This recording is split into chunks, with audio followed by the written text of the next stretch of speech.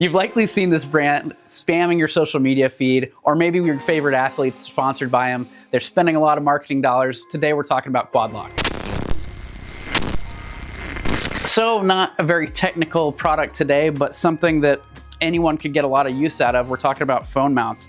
Specifically, we're looking at Quad Lock's kind of base mount with the vibration damper and their standard, their mag case. So in total, with kind of these three products, we're looking at about 110 bucks, which honestly, out of the spectrum of well-known motorcycle phone mounts and cases, is pretty affordable.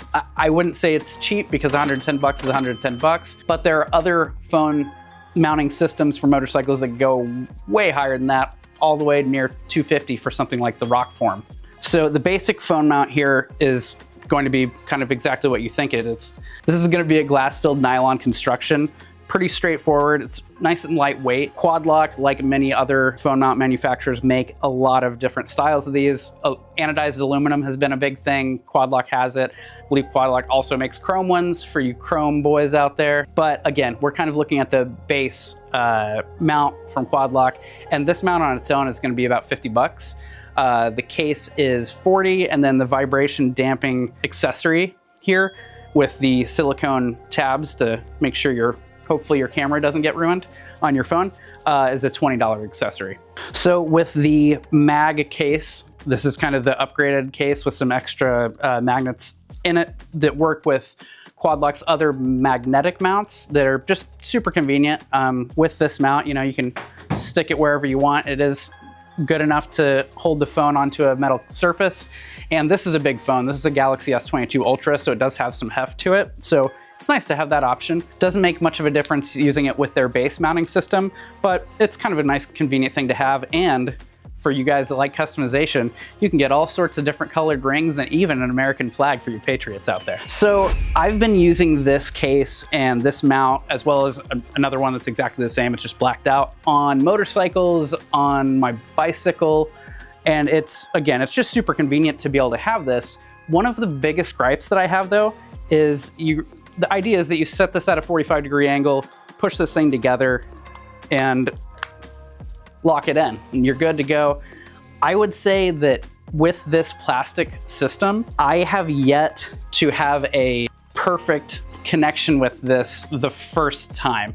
Every time I go to put it on there, I have to kind of wiggle it around, get it back and forth, basically like I'm doing here, before I can get this thing to click on there. Sometimes I have to look behind it. One thing that drives me crazy, whether it's a case that's being mounted to a motorcycle or not, is when the buttons feel kind of dampened and deadened to the feel. When you don't get that really positive click. And the Quad Lock case does that more than any other motorcycle mounted case that I've used. So it drives me kind of crazy. It's not that big of a deal, totally nitpicking here, but it is something that bothers me. The Rock Form one just has a little bit more of a solid engagement point, and it's just it generally doesn't take me any more than one try. This one, again, I do have to fiddle with a little bit, so I think it's because of the low profile plastic mounting system here that it does generally take me a little bit to get it on. That said, once it's on there, it's super solid.